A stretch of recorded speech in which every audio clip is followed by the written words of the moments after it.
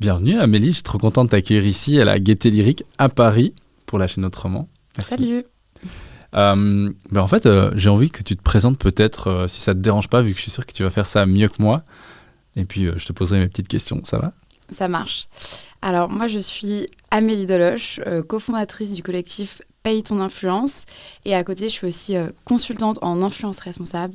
Donc, de manière générale, j'essaye de faire en sorte que les influenceurs et le secteur de l'influence marketing prennent en compte les questions d'écologie et potentiellement soient vecteurs de la transition écologique. Trop bien. Très clair, très précis. C'est vraiment le discours d'une consultante qui sait vendre son truc dans l'elevator pitch, tu vois, le truc. Ça. Mais au-delà de ton parcours un peu pro, ici, on aime bien parler de nouveaux récits, mais donc aussi parfois des récits des personnes. C'est qui Amélie, en plus de la consultante aujourd'hui ? Waouh, qui suis-je ? Je crois que c'est un peu la question que tout le monde se pose. Non, mais en plus de la consultante, en fait, je pense que ma personnalité, ma vision de moi-même par rapport à, je sais pas, au rôle que je peux avoir dans la vie, dans la société, il s'est vraiment cristallisé quand j'ai eu mon réveil écologique. Et depuis, j'ai l'impression que ça fait vraiment partie intégrante de ma personnalité. C'est cet engagement, le fait de vouloir un peu être actrice d'un monde qui change. Et en fait, ça transpire par rapport à tous mes engagements, que ce soit des engagements pro ou des engagements perso, et même dans l'écosystème dans lequel je suis, mes amitiés, etc. Et ouais, j'ai vraiment l'impression que c'est un peu ma personnalité et que ça prend beaucoup de place dans ma vie. Et c'est vrai que des fois, j'ai un peu du mal à peut-être revenir à la Amélie d'avant, un peu insouciante par rapport à l'avenir. Donc voilà, mais c'est complexe. Je crois que je ne me connais pas énormément bien encore. Bon, en tout cas, j'ai du mal à savoir concrètement comment je me définis en dehors de mon engagement, en fait. C'est assez complexe. C'est super dur. En vrai, pour l'anecdote, pendant que tu parlais, je me faisais la réflexion moi-même et ça m'est déjà arrivé plusieurs fois que j'arrivais plus en fait, à me définir parfois en dehors de mon engagement parce que c'est tellement présent dans toutes les sphères de notre vie, même privée. Donc c'est vraiment difficile, mais je pense que parfois c'est quand même essentiel d'avoir par exemple, je sais pas, des passions comme du sport ou de l'art qui peuvent parfois s'apparenter plus du tout à ces engagements et qui te permettent de déconnecter. Mais je te rejoins là-dessus, c'est pas évident, donc j'aurais pas aimé être à ta place. Mais bon, l'avantage pour moi, c'est qu'aujourd'hui c'est moi qui pose normalement plus ou moins les questions. Mais du coup, par rapport à Paye ton influence, si on revient un petit peu à ton métier que tu as donc co-créé, c'est bien juste. C'est ça. À quel moment tu as vu l'importance de faire ça et du coup de travailler sur l'influence en particulier ? Alors ça a été un long cheminement. Déjà, si je reviens un peu à qu'est-ce qui a déclenché mon réveil écologique, déjà de par mes parents, j'ai toujours été très sensibilisée à la question de la protection de la nature. Mes parents, c'est des personnes qui randonnent beaucoup. Mon père est président d'une asso de protection de la nature. Donc voilà, j'étais très jeune dans la nature. Mon père m'expliquait beaucoup les insectes, les oiseaux, etc., la biodiversité. Donc je pense que j'ai eu toujours une sensibilité par rapport à ça. Par contre, cette sensibilité-là, elle s'était jamais... elle était jamais allée jusqu'à me dire « Ah oui, j'ai envie que ce soit mon parcours professionnel, j'ai envie d'en faire un métier, etc. » C'est vraiment beaucoup plus tard, en 2017, où j'ai lu un livre qui s'appelle « Comment tout peut s'effondrer » de Pablo Servigne. Donc... le père de la collapsologie en France, vraiment. C'est mon maître à penser à l'époque. Et en fait, là, je me suis rendu compte à quel point la question climatique, elle allait me toucher dans un avenir extrêmement proche, en fait, à court terme et à moyen terme, et que c'était forcément une donnée que je devais intégrer dans mes choix de vie. Que je ne pouvais plus faire comme si le climat, c'était une problématique, oui, mais un peu annexe, etc. Non, c'était une problématique majeure que je devais intégrer dans mes choix de vie. Et donc, j'ai lu ce livre en 2017. En parallèle, je rentrais en école de commerce, donc vraiment la bonne dissonance cognitive. Et la bonne dissonance cognitive, j'étais vraiment entourée de gens qui n'étaient pas du tout réveillés sur ces questions-là. Et en fait, j'ai lu ce livre, j'ai commencé à de plus en plus me renseigner sur les questions écologiques, climatiques, à suivre d'autres personnes qui en parlaient et à me faire une culture de la transition. Concrètement, à l'époque, il y avait Jean Covici qui commençait aussi à émerger. Il y avait des chaînes comme Thinkerview aussi qui commençaient à mettre en avant des personnes de la transition. Et du coup, 1 an après, j'ai décidé de m'engager concrètement au sein de Point Réveil écologique, donc un mouvement qui a pour objectif de travailler sur la transition de l'enseignement supérieur et des entreprises principalement. Et quelques mois après être rentrée au sein de Point Réveil écologique, j'ai décidé d'orienter ma vie professionnelle sur ces enjeux-là en rentrant à l'époque à l'AFD en tant que chargée de mission sensibilisation. Et à l'AFD, on a commencé à travailler avec des influenceurs justement pour porter nos sujets. À l'époque, Hugo Décrypte, en 2019, il était déjà un peu connu. Et c'est vraiment là où j'ai fait le lien entre influence, écologie, comment les influenceurs, ils pouvaient potentiellement être des vecteurs extrêmement efficaces de la transition écologique, mais surtout comment aujourd'hui ils ne l'étaient pas et qu'ils étaient plutôt vecteurs d'imaginaire, de la surconsommation, de modes de vie impactants, à rebours en fait des enjeux écologiques et climatiques. Et c'est à ce moment-là qu'on a co-créé Paye ton influence avec 3 autres amis engagés. C'est trop cool. C'est marrant parce que ça me fait penser à un événement qui a eu lieu en France il y a quelques années, que tu as dû sûrement suivre de proche aussi, c'est l'affaire du siècle, où ils avaient mobilisé toutes des personnes, un peu des stars, des influenceurs. En fait, c'était un peu les youtubeurs à l'époque, je pense qu'il n'y avait pas autant d'influenceurs. Et enfin voilà, je pense que fatalement, ça peut avoir un gros impact sur l'opinion publique à ce moment-là. Et du coup, un peu la différence qu'aujourd'hui, tu as aussi Post-Influence, qui est du coup un peu ta boîte de conseil, hein, c'est ça, si je me trompe pas. Exactement. C'est quoi un peu du coup la différence ? Tu es toujours dans Paye ton influence et Post-Influence ? Enfin, oui. C'est un peu les deux. En gros, Paye ton influence, je ne suis pas toute seule. On est 3. Et surtout, c'est un engagement qui est bénévole. Donc, l'idée, c'est un peu plus d'être un lanceur d'alerte. On va un peu, on va dire, être le poil à gratter du secteur de l'influence marketing sur les questions écologiques. Et l'idée, c'est d'apporter une analyse du secteur, faire en sorte aussi de porter un plaidoyer auprès des pouvoirs publics. Et Post-influence, c'est beaucoup plus du conseil, de la formation sur concrètement, pratiquement, quand on est une agence d'influenceurs, quelles sont les questions à se poser pour éviter de travailler avec des entités qui sont extrêmement impactantes ou qui font du greenwashing, etc. Et avec Post-influence, je suis aussi en train d'écrire, par exemple, un guide de l'influence responsable avec l'ADEME. Donc voilà, ça va être plus de l'outillage et du conseil concret. Waouh, impressionnant. C'est chouette que tu vas écrire ça avec l'ADEME. Ils font vraiment énormément de choses en France. En tout cas, l'ADEME, c'est vraiment cool. Et tu peux donner un exemple concret aujourd'hui Enfin, je sais que c'est peut-être compliqué parce que tu as sûrement plein d'exemples, mais un exemple concret un petit peu que tu pourrais te donner à une agence aujourd'hui dont tu parlais juste avant. Un conseil concret que je pourrais donner à une agence d'influenceurs, je pense que déjà, c'est se poser les bonnes questions.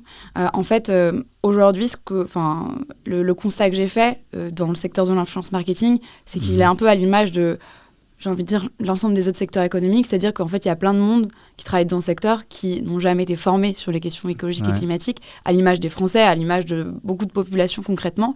Et que, du coup, les influenceurs ou même leurs agences, donc qui gèrent leur carrière, se posent pas de questions ou se posent pas les bonnes questions quand il y a une marque, par exemple, qui vient les voir pour faire un partenariat.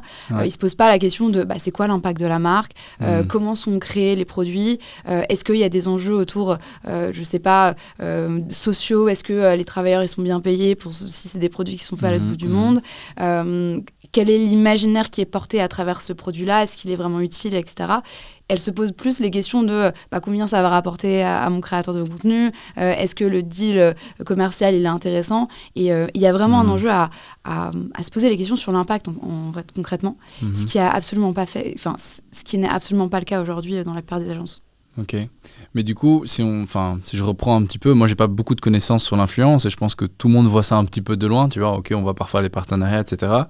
Tu vois un peu comment ça marche et est-ce que finalement c'est pas un petit peu paradoxal parce que j'ai l'impression que c'est un petit peu le serpent qui se mord la queue dans le sens où les partenaires qui ont de l'argent, genre je sais pas, je prends un exemple bête, Samsung et Nike, qui va venir te contacter pour faire de l'influence, je suis sûr qu'ils te donnent un gros cachet. Par contre, les petites assos qui veulent mettre leurs produits en avant ou les petites coopératives, elles ont pas de sous et du coup, l'influenceur pour vivre, donc son business model est basé sur quelque chose d'un peu paradoxal où il y a quand même des choses qu'on peut faire et qui sont compatibles avec le modèle même finalement de l'influenceur.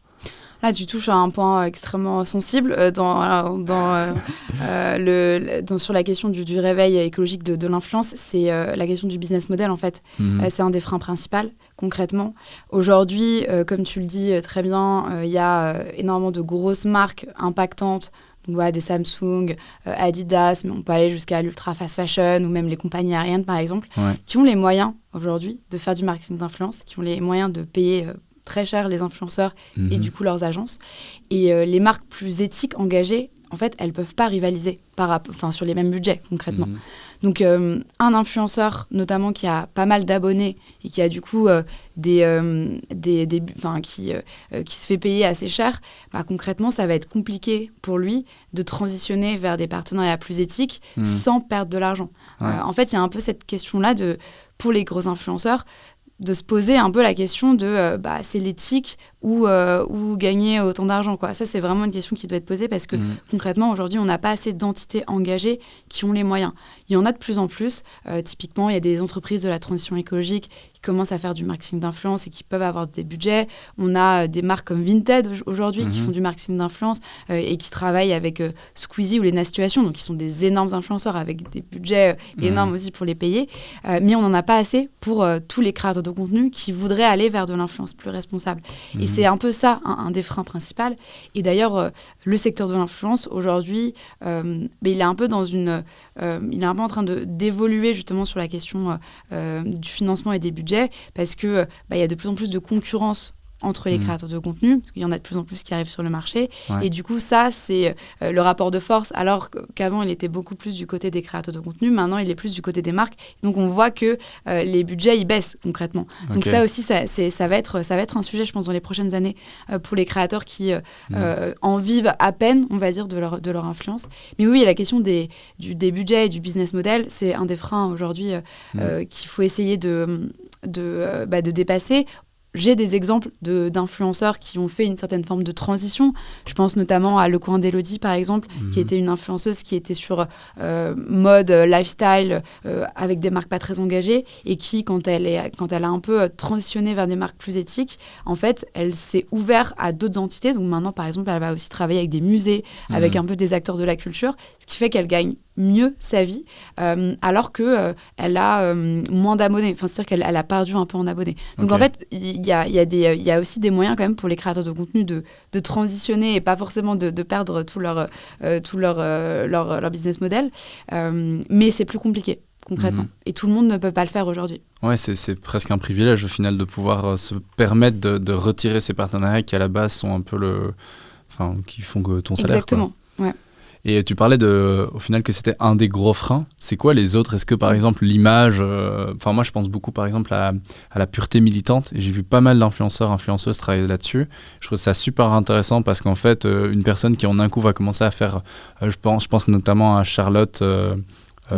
Oui, c'est ça, la mannequin là, c'était trop intéressant. Elle a fait une vidéo là-dessus l'autre jour où elle disait voilà, je fais plein de trucs, etc. Je vais faire un truc pas bien et tout le monde va me défoncer avec ça. J'ai vraiment l'impression que ça, tu me le diras mieux que moi, je pense. J'ai l'impression que c'est un des autres gros freins. Est-ce que c'est le cas ? Est-ce qu'il y en a d'autres pour le shift un petit peu ? Oui, il y a une question en fait de pertinence qui est assez complexe à gérer pour les créateurs de contenu. En fait, les réseaux sociaux, ils amènent en nous des critiques pour des gens qu'on suit, alors que nous-mêmes, on n'est pas parfait. Mais étant donné qu'on suit quelqu'un au quotidien et que du coup, on a accès à toute sa vie, on a accès potentiellement à des choix qui ne sont pas forcément les meilleurs, et on va se permettre de critiquer. Et ça, c'est horrible, mais c'est vraiment le jeu des réseaux sociaux aujourd'hui. Donc, je pense que pour un créateur qui veut vraiment évoluer, il faut essayer de pas être impacté directement par ces critiques sur la pertinence. Mais en tout cas, si je reviens sur la question de la pertinence, en fait, un créateur de contenu qui voudrait transitionner vers une influence plus éthique, que ce soit en faisant évoluer ses partenariats, que ce soit en potentiellement commençant à sensibiliser son audience sur les questions écologiques, il va être à un moment où, en même temps, il aura envie d'être un peu plus engagé, mais en même temps, potentiellement, il sera encore dans un endroit où sa vie et ce qu'il montrera ne sera pas totalement compatible avec les enjeux de transition. Potentiellement, tous ces partenariats ne seront pas éthiques. Et du coup, cet enjeu de la pertinence, elle peut générer des critiques de la part de l'audience en disant mais ok, hier tu nous sensibilisais sur je sais pas la question des océans et maintenant tu fais un partenariat avec je sais pas Samsung et en fait c'est ultra impactant, etc. ce qu'ils font. Du coup c'est extrêmement complexe à gérer. Et ça fait que le climat, ça devient un peu un sujet tabou dans le secteur de l'influence. Ça devient un sujet tabou parce qu'il est complexe d'en parler quand on n'est pas engagé. Ça devient un sujet tabou parce que aussi les créateurs de contenu, il y en a beaucoup qui en fait ne veulent pas forcément renoncer à leurs privilèges et à leur quotidien et à toutes les opportunités qu'ils ont à travers leur métier. Quand on te propose un voyage de rêve, je sais pas, dans les Maldives, tout frais payé, alors bon, moi ça me fait plus envie ce genre de choses, mais je comprends que ça puisse faire envie à un influenceur et je comprends qu'il ait pas envie de renoncer à ça en fait. Ou alors quand on te propose aussi des dizaines de milliers d'euros pour une marque même qui n'est pas impactante, enfin voilà, faut réussir à se dire ah oui non là je vais refuser ça alors que potentiellement je sais pas, j'ai des gens à payer, je sais pas trop comment je vais pouvoir les payer dans 6 mois. Donc c'est aussi ça qui est complexe. Et puis il y a aussi la question juste de la question de la sensibilisation. En fait, les créateurs de contenu, il y en a beaucoup qui parlent pas d'écologie parce qu'ils sont pas sensibilisés, parce qu'ils comprennent pas l'impact qu'ils ont sur leur audience aussi. Il y a beaucoup de créateurs, je me rends compte que en fait ils captent que les marques viennent les voir parce qu'ils réussissent à avoir un discours qui génère de l'achat ou qui génère de l'adhésion pour une idée, mais ils n'ont pas forcément conscience que tout ce qu'ils montrent et valorisent à travers leur création de contenu, que ce soit les voyages, quand ils font des voyages, quand ils montrent leurs achats ou quand ils font des partenariats, ça a un impact sur leur audience. Et ça peut valoriser ou normaliser justement des modes de vie de consommation qui sont plus compatibles aujourd'hui avec les questions de transition. Et après, sur la question de la pureté militante, Charlotte Lemay, c'est encore différent, c'est-à-dire qu'elle, étant donné qu'elle s'est positionnée comme influenceuse engagée, eh bien, l'audience va attendre d'elle encore plus de choses qu'un influenceur qui n'est pas engagé, en fait. Donc, dès qu'elle va faire quelque chose qui va être considéré comme pas assez engagé ou pas exactement dans sa ligne éditoriale de personnes qui fait de la transition écologique son sujet, elle va recevoir des critiques et ça, concrètement, ça donne pas envie de continuer à être engagé. En tout cas, c'est quelque chose qui peut freiner de plus en plus d'influenceurs à parler d'écologie ou même d'influenceurs engagés à continuer à créer du contenu. Donc il faut réussir à dépasser ça, ouais. C'est pas évident, hein. Il y a du taf à faire. J'ai l'impression que c'est pas que vraiment en termes de partenariat, c'est vraiment, comme tu disais aussi, l'éducation au début, la sensibilisation. Moi, je le vois en tant que professeur aussi. En fait, je vais dans un auditoire, j'ai 100 étudiants et étudiantes face à moi qui ont entre 20 et 25 ans. Je dis, c'est quoi une limite planétaire? Combien il y en a? J'ai une main sur 100 qui se lève. Donc on part du principe que les gens ont compris. En fait, même moi, ça fait des années que je travaille là-dessus avec énormément d'experts. C'est vraiment très compliqué. Et donc, j'ose bien imaginer qu'à la base, si on ne comprend pas bien le problème, on ne comprend pas bien l'impact qu'on a aussi là-dessus. Mais en parlant d'impact, est-ce que justement, parce que fatalement, il y a les partenariats donc directs, mais donc il y a l'impact que l'influenceur peut avoir. Est-ce qu'il y a un moyen de mesurer finalement l'impact de l'imaginaire, entre guillemets, tu vois, que l'influenceur ou l'influenceuse va transférer je ne sais pas s'il y a déjà quelque chose qui existe ou comment vous mesurez ça? Alors aujourd'hui, c'est extrêmement complexe d'aller mesurer à quel point un imaginaire qui est porté par un influenceur, donc par exemple, je sais pas, un créateur de contenu qui va mettre en avant le fait qu'il fait des voyages à l'autre bout du monde en avion toutes les 2 semaines, concrètement, qu'est-ce que ça a un impact sur l'audience? Est-ce que tu as X% de son audience qui a acheté un billet d'avion à cause de ça? C'est extrêmement difficile à mesurer. Par contre, ça fait des années qu'on a des études qui prouvent le lien entre notamment publicité et consommation, typiquement. Il y a une étude qui est encore sortie il n'y a pas très longtemps de l'Institut Veblen avec l'association Communication et Démocratie qui met en avant le fait que, on nous mette en avant certaines pubs avec certains imaginaires, ça va nous faire adhérer à ces imaginaires-là et potentiellement acheter. Aujourd'hui, les imaginaires dominants, ça va être le fait que la consommation est liée au bonheur, que certains types de consommation en particulier vont nous faire en sorte d'être une personne plus valorisée dans la société. Et ça va être des choses qui sont souvent impactantes, notamment par exemple le voyage en avion ou le fait d'aller surconsommer de la fast fashion ou de manière générale des objets. Et ça, c'est des imaginaires qui sont ultra valorisés et qui entretiennent la société de consommation et de surconsommation. Et ça, les liens sont prouvés aujourd'hui. Après, sur la question des influenceurs et de l'impact sur leur audience, il y a aussi des études qui montrent à quel point les créateurs de contenu, aujourd'hui, ils sont beaucoup plus efficaces que la publicité classique pour faire acheter. La confiance en fait en une personne est beaucoup plus grande. Exactement. Ouais. Donc en fait, c'est vraiment aujourd'hui des personnes qui ont des pouvoirs absolument démentiels sur des audiences qui sont parfois de millions de personnes, concrètement. Squeezie, il est suivi par près de 20 millions de personnes. Enfin, je veux dire, la télévision ne fera jamais autant d'audience quotidiennement sur une émission, par exemple. Donc c'est vraiment des personnes qui ont des pouvoirs absolument démentiels entre leurs mains et qui ont cette capacité, grâce à ce qu'on appelle la relation parasociale, donc la relation de confiance, de proximité qu'ils vont créer avec leur audience, grâce au fait qu'ils échangent avec leur audience quotidiennement sur leurs réseaux sociaux, qu'ils montrent aussi une partie de leur vie, qu'ils montrent une partie de leur personnalité. Cette relation, elle va faire que l'audience a confiance en l'influenceur. Ce que va dire l'influenceur, ce que va valoriser l'influenceur, va être vu par l'audience comme aussi quelque chose de valorisé et valorisable. Ouais. Et donc, ça va déclencher un certain achat ou adhérer à certains imaginaires, à certaines idées, etc. Donc, on voit vraiment, on sait à quel point aujourd'hui l'influence marketing est beaucoup plus efficace de manière générale que la publicité classique. C'est hyper intéressant. Moi, je dis toujours, ça fait des années que je dis ça, je sais pas si tu connais l'artiste Damso, le chanteur, le rappeur. Je dis toujours, quand je vais voir des jeunes ou quoi, ou des gens, des jeunes, je me prends pour un daron, mais en vrai, j'ai 25 ans. Je dis toujours, si Damso était vegan demain, quel impact ça aura ? Et vraiment, je suis curieux, quoi, de me dire si des personnes comme lui, qui véhiculent pour le coup, à mon sens, un imaginaire plutôt masculin dominant, etc., tu vois, et devenait vegan ou promouvait ce genre de truc, quel impact ça aurait sur les gens. Et ce serait hyper intéressant de pouvoir voir, parce que là, tu faisais le lien entre, ok, on l'a mesuré entre guillemets dans le milieu de la publicité, on sait l'impact que les influenceurs ont, et du coup, j'imagine que ça va arriver et qu'on pourra bientôt mesurer du coup vraiment cet impact finalement que les influenceurs ou influenceuses ont, parce que moi, je vois ça aussi d'un autre point de vue, plus de l'activisme ou de la personne que je suis devenue, c'est le côté un peu d'identification. Et donc, j'ai l'impression que les personnes, tu parlais de ce symptôme, entre guillemets, de cet élément, les personnes se sentent proches, en fait, des influenceurs, des personnes qui elles suivent. Et donc, je trouve que c'est dingue, en fait, l'impact que ces personnes peuvent avoir sur notre vie aujourd'hui. Et comme tu dis, qui sont suivis par énormément de gens, et puis que c'est aussi de manière journalière, et puis ça va des petites choses de la vie jusqu'à des choix parfois même presque de métier, quoi. Donc c'est dingue le panel en fait d'éléments sur lesquels ils ont de l'impact dans notre société.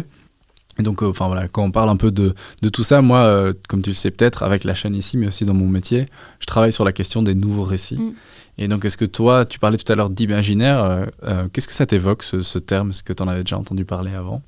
Oui, mais j'ai l'impression que nouveau récit imaginaire, c'est un terme qui est un peu bankable depuis 2-3 ans. On en parle beaucoup. En fait, vraiment, je pense que l'écologie, pour moi, c'est un combat communicationnel, un combat même culturel, et que à travers la communication, donc à travers la manière dont on met en avant la transition et dont on normalise ou valorise des nouvelles manières de faire société, c'est vraiment là qu'on va pouvoir concrètement, pour moi, embarquer les gens.